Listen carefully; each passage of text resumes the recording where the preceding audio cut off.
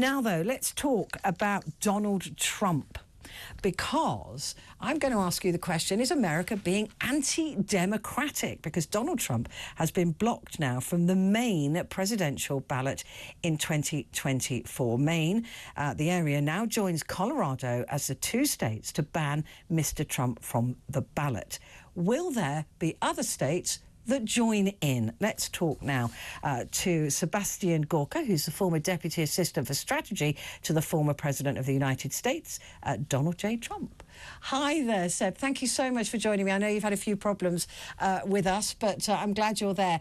Is this anti-democratic?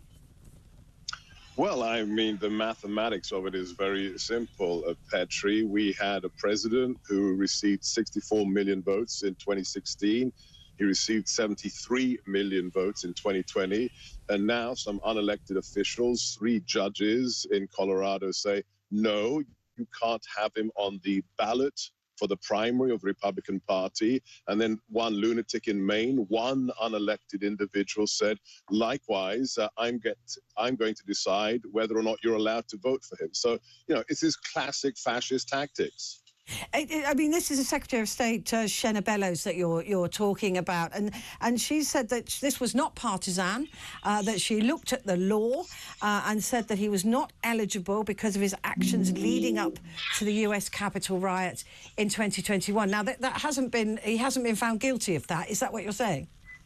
He hasn't even been charged with that. She's referring to the 14th Amendment of the Constitution, which was brought after the Civil War, which says that an individual has to be found guilty of insurrection. President Trump hasn't even been charged with insurrection, let alone found guilty. So it's one individual acting as judge, jury, and executioner, and it is fundamentally unconstitutional, undemocratic. I mean, look, this is a sign of the left knowing that Biden can't be re-elected. He can't win. Right now, the President Trump, my former boss, is 60 points ahead of anybody else in the opposition, so he will be the nominee for the Republicans.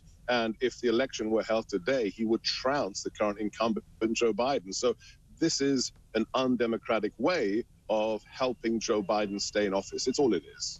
Do you expect, I mean, Colorado has gone the same way. Do you expect any other states to follow suit? I mean, California has said it won't. Other states have said that they won't. And Maine is not really a swing state, is it? It's not that important.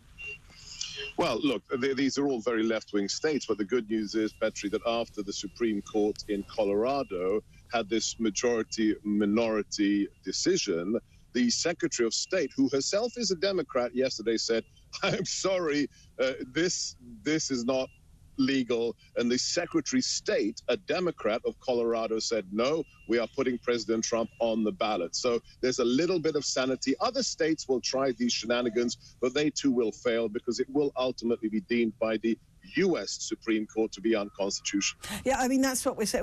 That was my next question, is that this decision increases pressure on the Supreme Court to speak out, doesn't it? That they've got to actually either condemn Trump, charge him and find him guilty of something for that 14th Amendment, or they've got to come in and say it's unconstitutional for you to remove him from the ballot.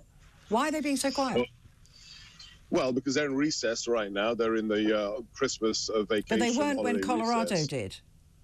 No, they were. They were already in recess. And now it is incumbent upon them when they meet again in January. This will have to be taken to the top of the docket because this isn't actually about the election. This is about the primaries. And the ballots for the primaries will be printed in February to March. So this decision has to be slapped down as soon as we bring in the new year.